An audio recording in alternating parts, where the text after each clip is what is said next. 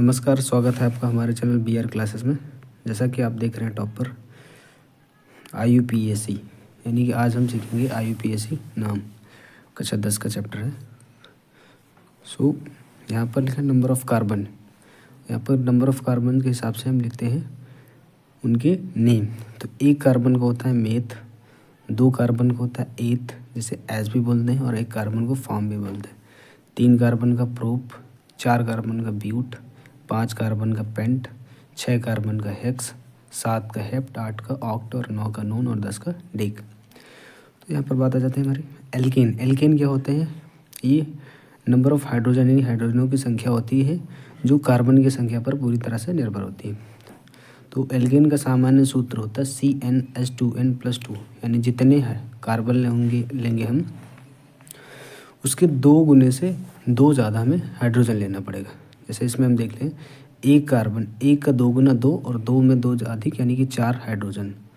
तो ये हो जाएगा इसका फार्मूला CH4। इसे हम बोलेंगे मेथेन। इसमें क्या करना है, हमें एन जोड़ देना है। ये सिंगल बॉन्ड से जुड़े होते हैं, या फिर जब कभी सिंगल बॉन्ड होगा तो हम इसे एन बोलेंगे। तो मेथ प्लस एन, यहाँ पर एन नहीं लिखेंगे, हम ए की जगह एक ही मात्रा यूज कर लेंगे, तो ये मेथेन हो जाएगा।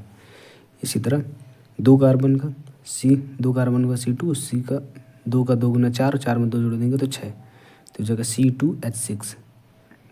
इसमें एथ में हम एन जोड़ देंगे तो हो जाएगा एथेन। इसी तरह प्रोपेन, ब्यूटेन। फिर आ जाते हैं एल्कीन। एल्कीन का सामान्य सूत्र होता है CnH2n, यानी जितने कार्बन उससे दो गुना हाइड्रोजन। और इसमें क्या करते हैं, हम ईन लगाते हैं लास्ट में, और इसे दो डबल बॉन्ड से भी प्रदर्शित करते हैं। तो एक कार्बन को होता है मेथ, और इसमें हमें ईन जोड़ना है, तो मेथ प्लस ईन यानी कि बड़ी ई की जगह हम बड़ी की मात्रा लगा देंगे उसमें, तो ये हो जाएगा मेथीन। मेथीन का सूत्र होता है CnH2n, यानी जितने कार्बन उससे दो गुना हाइड्रोजन। तो यहाँ पर एक कार्बन, एक का दो गुना यानी दो हाइड्रोजन, या दो कार्बन को होता है एथ, एथ में ईन लगा देंगे तो हो जाएगा एथीन, और दो कार्बन से दो गुना हाइड्रोजन CH4। इसी तरह तीन कार्बन को होता है प्रोप, और इसमें हम ईन लगा देंगे तो हो जाएगा प्रोपीन, और तीन कार्बन का दो गुना हो जाएगा H6, यानी 6 हाइड्रोजन। इस तरह ब्यूट C4H8, यानी 4 कार्बन और 4 का दो गुना 8 हाइड्रोजन। फिर आ जाते हैं हम एल्काइन में। एल्काइन का सामान्य सूत्र होता है CnH2n-2, यानी हम जितने हाइड्रोजन लेंगे उसके दो गुने से दो कम, जितने कार्बन लेंगे उसके दो गुने से दो कम हम हाइड्रोजन लेंगे। एल्काइन को हम ट्रिपल बॉन्ड से दिखाते हैं। उसमें क्या करते हैं, हम लास्ट में आइन लगाते हैं। आइन ट्रिपल बॉन्ड होगा जहाँ पर, वहाँ पर हम आइन उपयोग करेंगे, यानी कि कार्बनों की संख्या का जो नाम है उसमें हम आइन जोड़ देंगे। तो एक कार्बन का नहीं बन पाएगा, क्योंकि एक कार्बन का दो गुना हाइड्रोजन हो जाएगा दो, और दो में से हम दो कम कर देंगे तो हो जाएगा 0, यानी कि हाइड्रोजन 0 हो जाएगा। तो एक कार्बन का एल्काइन नहीं बनेगा। तो दो कार्बन का बनेगा, यानी C2, और दूसरा दो गुना 4, 4 में से दो कम यानी H2। तो ये दो कार्बन का नाम होता है एथ में हम आइन जोड़ देंगे। आइन मतलब बड़े आ की मात्रा, आ नहीं लिखेंगे, उसमें बड़े आ की मात्रा लगा देंगे तो हो जाएगा एथाइन। ठीक, उसी तरह तीन कार्बन होता है प्रोप, और प्रोप में हम आइन जोड़ देंगे तो हो जाएगा प्रोपाइन। फिर ब्यूटाइन। इसी तरह फिर आ जाते हैं हैलोजन। ये हैलोजन क्या होते हैं, ये कार्बन में हाइड्रोजन की जगह पर जुड़े होते हैं, और ठीक उसी प्रकार ये क्रियात्मक समूह भी जुड़े होते हैं। तो पहले हम हैलोजन देख लेते हैं। हैलोजन वो होते हैं जिनमें लास्ट में ईन आता है, जैसे फ्लोरीन, ब्रोमीन, आयोडीन, क्लोरीन, ये सब हैलोजन होते हैं। तो हैलोजन जहाँ पर Fl लगा होता है, Fl की जगह यानी फ्लोरीन होता है, F है, फ्लोरीन F है, F का होता है फ्लोरीन, और फ्लोरीन की जगह हम यूज करेंगे फ्लोरो, IUPAC नाम में। ब्रोमीन की जगह हम ब्रोमो यूज करेंगे, क्लोरीन का क्लोरो, और आयोडीन का आयोडो। फिर आ जाते हैं यहाँ पर क्रियात्मक समूह। तो यहाँ पर टोटल 4 क्रियात्मक समूह मिले हैं। तो OH क्रियात्मक समूह होता है एल्कोहल का। इसमें हम करते क्या हैं कि IUPAC जब भी हम नाम लिखेंगे तो उसके लास्ट में हम ऑल लगा देंगे, यानी कि जैसे कि एथेन है, एथेन में हम ऑल लगा देंगे तो हो जाएगा एथेनॉल।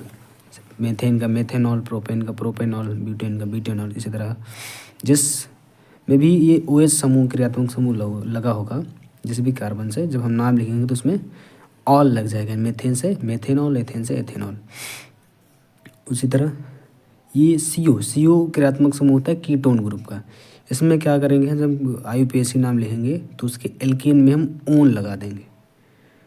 ओन यानी कि जैसे मेथेन है तो मेथेन में ओन यानी ओ की मात्रा, तो हो जाएगा मेथेनोन, ब्यूटेनोन, प्रोपेनोन, हेक्सेनोन, हेप्टेनोन, इस तरह।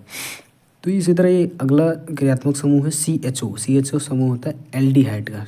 एल्डिहाइड में जो हम इसका IUPAC नाम लिखेंगे तो उसमें हम लगा देंगे लास्ट में अल यानी कि लगभग जितने भी वर्ड होते हैं उसमें छोटा की मात्रा लोग होती है, तो हम लास्ट में एल सिर्फ यानी कि ला लगा दें, जैसे कि मेथेनल, एथेनल, प्रोपेनल, ब्यूटेनल। फिर अगला क्रियात्मक समूह आ जाता है COOH। इसमें क्या करते हैं, हम लास्ट में ओइक अम्ल जोड़ देते हैं। ओइक यानी कि ओ नहीं हम लिखेंगे, उसकी जगह ओ की मात्रा लगा लेंगे। जैसे मेथेन में ओइक अम्ल जोड़ देंगे तो हो जाएगा मेथेनोइक अम्ल, एथेनोइक अम्ल, प्रोपेनोइक अम्ल और ब्यूटेनोइक अम्ल, इसी तरह आगे।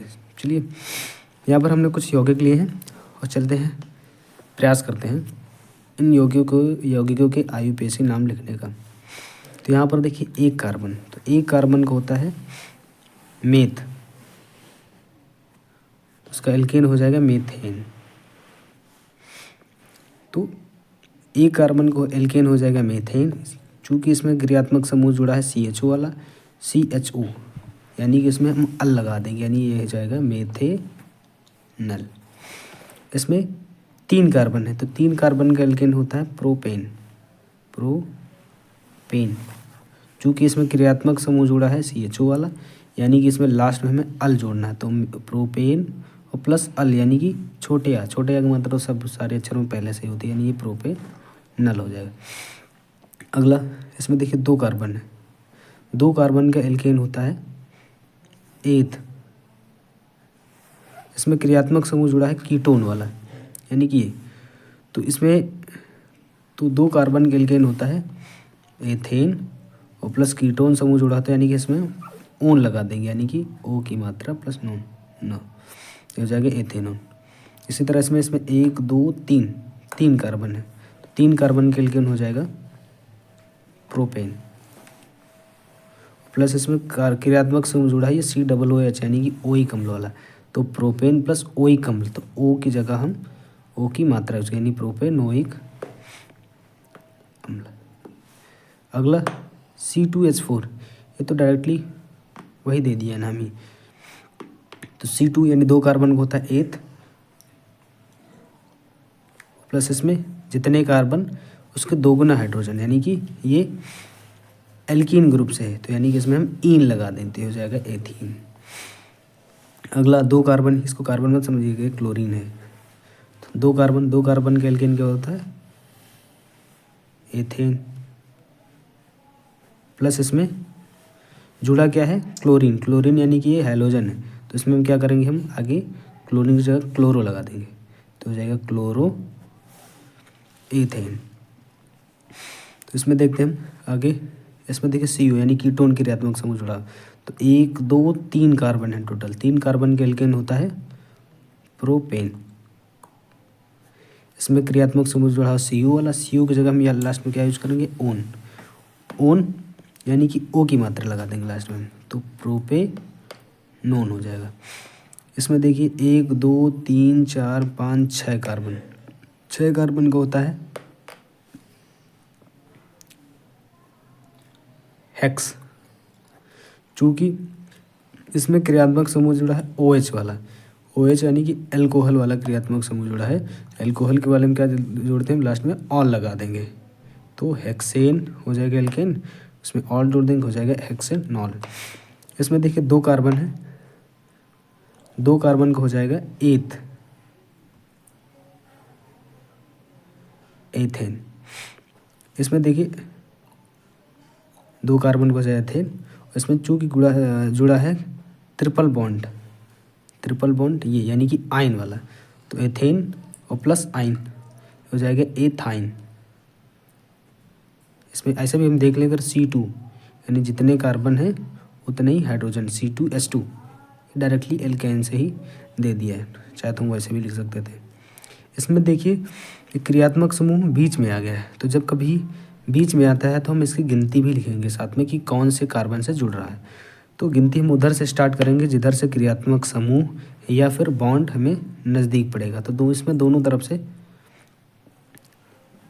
दोनों ही दूसरे ही नंबर पे आ रहा है, तो हम लिख देंगे 2। कार्बन की संख्या कितनी है इसमें, 1 2 3 4, तो 4 कार्बन क्या होता है, ब्यूटेन, 2 ब्यूटेन। इसमें देख लेते हैं